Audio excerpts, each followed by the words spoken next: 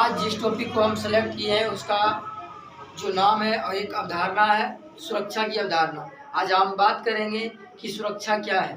क्या सुरक्षा देश के संदर्भ में, सुरक्षा अपने समाज के संदर्भ में, सुरक्षा महिला व पुरुष के संदर्भ में, एक एक करके इन सारे चीज़ों को हम कैसे ये अपने एक दूसरे से क्या है इंटरकनेक्ट है, इन चीज़ों को भी हम समझने का प्रयास करेंगे।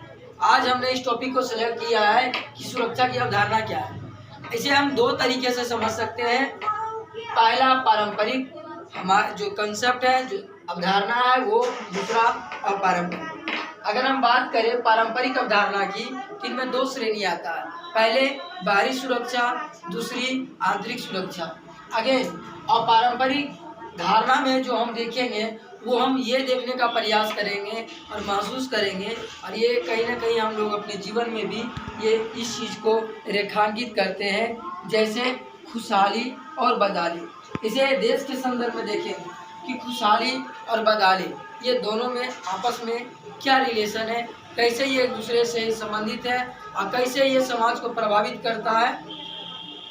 आइए बाहरी सुरक्षा की अगर मैं बात करूं, बाहरी सुरक्षा होता क्या है। देखिए बाहरी सुरक्षा की अगर बात करूं तो सुरक्षा के रूप में ये जो अवधारणा है इसमें प्रमुख माना जाता है किसी देश का दूसरे देशों पर सैनिक हमले।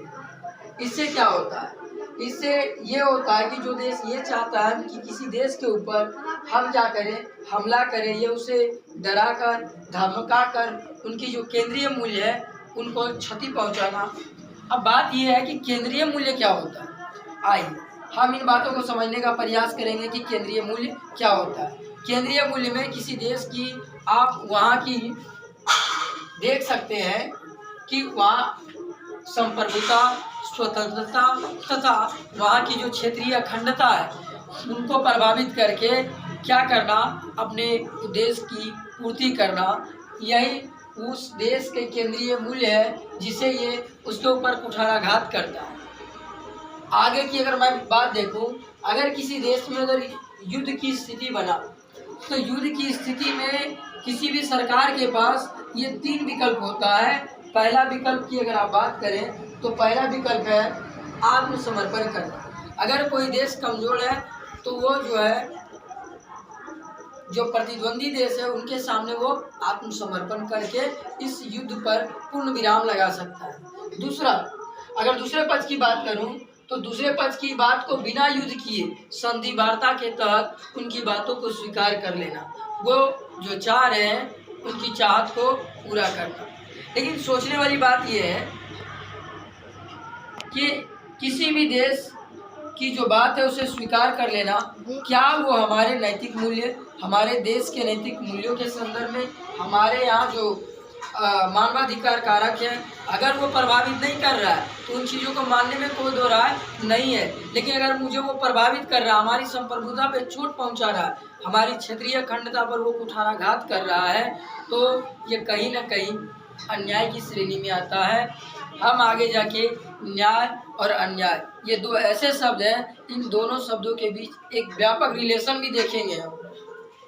आइए तीसरा जो स्थिति बनता है, तीसरा स्थिति ये है कि अगर युद्ध हुआ तो युद्ध से होने वाले विनाश को कोई देश क्या करता है, उसको इस तरह से बढ़ा करके दिखाता है कि सामने वाले जो प्रतिद्वंदी जो देश है, ये जो दुश्मन देश है, वो उस चीज़ से खौफ खाता है कि उसके जो परिणाम क्या हो सकते हैं। जैसे आज आप जानते हैं, आज के ज़माने में आप अमेरिका को देख लीजिए, आप चीन को देख लीजिए, अपने भारत को भी देख लीजिए, कहीं ना कहीं इन्होंने ये सारे देश अपने हथियार को दिखाने का प्रयास करता है कि हमारे पास ये विनाशकारी हथियार है, हम कहाँ तक क्षति पहुंचा सकते हैं किसी देश को अगर युद्ध हुआ तो, है ना।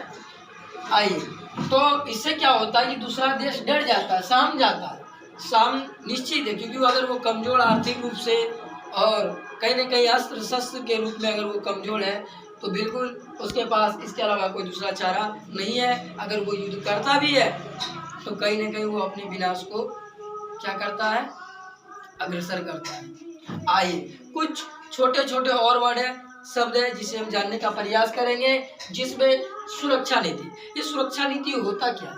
देखिए, युद्ध की जो आशंका है, युद्ध की आशंका को रोक देना ही सुरक्षा नीति कहलाता है। क्योंकि युद्ध जब हम रोकेंगे, कहीं ना कहीं युद्ध रोकने में जिन जिन मूल्य, जिन जिन तत्वों को हम किसी देश के सामने रखेंगे संधि वार्ता में, तो वो सारे जो मूल्य तत्व होगा वो हमारी एक पॉलिसी होगा जो कि सुरक्षा नीति के तहत आएगा।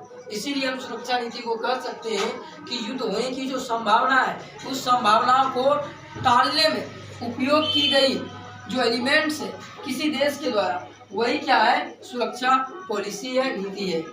आइए, रक्षा क्या होता है? डिफेंस की मैं बात करूं, ये डिफेंस होता क्या है? युद्ध को सीमित रखना, युद्ध को क्या करना? बाहर नहीं जाने देना, या युद्ध की जो छोटे आकार को व्यापक नहीं होने देना, उसके बाद उसको समाप्त कर देना, यही हमारी क्या है? रक्षा। दूसरी बात, एक और छोटा सा वर्ड है, फिर युद्ध क्या है? युद्ध क्या है? जब भी हमारे मन में युद्ध जैसे शब्द आता है, उसका एक ही अर्थ होता है, और सुरक्षा युद्ध में क्या है? और सुरक्षा है। दूसरी बात, विध्वंस है, विनाश है, ये सभी जानते हैं, और विनाश होता है तो मृत्यु निश्चित है। आप इन बातों को समझ सकते हैं। आइए, ये एपिसोड बहुत लंबा हो रहा है, इसलिए हम जस्ट अगले एपिसोड में क्या करेंगे, इन्हीं बातों को आगे बढ़ाएंगे। तब तक आप सभी को धन्यवाद।